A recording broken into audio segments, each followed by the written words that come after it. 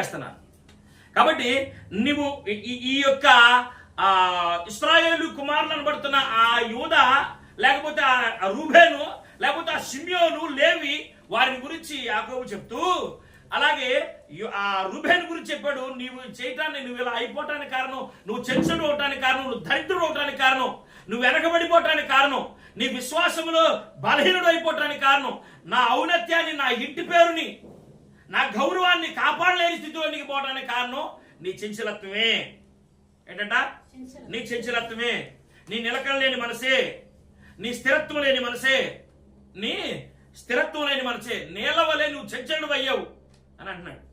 బాగా వినండి, ఎందుకు ఈ మాటలు చెప్పబడతా ఉన్నాయి అంటే, మధ్యాహ్న సమయంలో మనకి దేవుని ఎడల ఒక ఆసక్తి ఉండాలా. ప్రతి ఒక్కరికి దేవుని మాట అంటే ఆసక్తి, ఆశ ఉండాలా.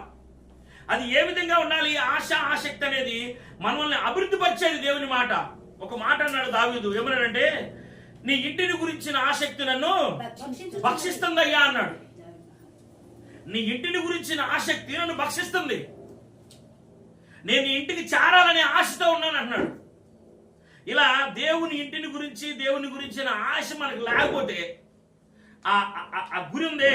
ఈ తాబేలు ఏం చెప్తుందంటే, ఆ గీతను గురించిన ఆసక్తి నన్ను భక్షిస్తుంది. ఎక్కడన్నా ఆగి సేద తీరలేని పరిస్థితిలో నేనున్నా.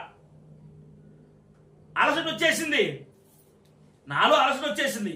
కానీ ఒక్క నిమిషం రెప్పపాటులో నన్ను తాబేలు, ఆ కుందేలు దాటి, ఏ విధము చేతనైనను ఆ పరుగు నెల్లే కుందేలు నేను దాటాలని ఎక్కడ కూడా నేను సేద తీర ఆగల, నా ప్రయాణం కొనసాగించా అని తాబేలు చెప్తుంది. అదే ఇక్కడ దావీదు కూడా చెప్తాడు, నీ ఇంటిని గురించిన ఆశ నన్ను భక్షిస్తుంది అని.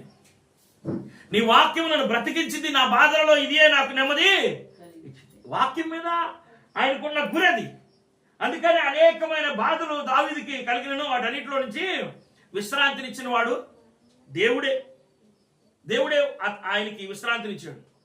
చాలా మంది రక్షించబడి అనేక సంవత్సరాలైనప్పటికీ వారి జీవితాల్లో, వారి కుటుంబాల్లో నెమ్మది ఉండదు, సంతోషం ఉండదు, సమాధానం ఉండదు. ఆవు చేలో పెట్టే చెప్పండి, దూడ గట్టును మేసిద్దా? చెప్పండి, గట్టును మేసిద్దా? నన్ను బట్టి నా పిల్లలు రక్షణలోనికి రావాలా, నన్ను బట్టి నా పిల్లలు రక్షణలోనికి రావాలనుకున్నప్పుడు ఒక తల్లిగా ఉన్న నేను, ఒక తండ్రిగా ఉన్న నేను తీసుకోవాల్సిన శ్రద్ధ ఏంటి? నా సాక్ష్యాన్ని నేను కాపాడుకుంటే మా అమ్మను బట్టి దేవుడు మమ్మల్ని రక్షించాడు, మా నాన్న బట్టి దేవుడు మమ్మల్ని రక్షించాడు కదా. ఇప్పుడు రూబేను వంశస్థులందరికీ, రూబేను తర్వాత వచ్చిన ఆ వంశ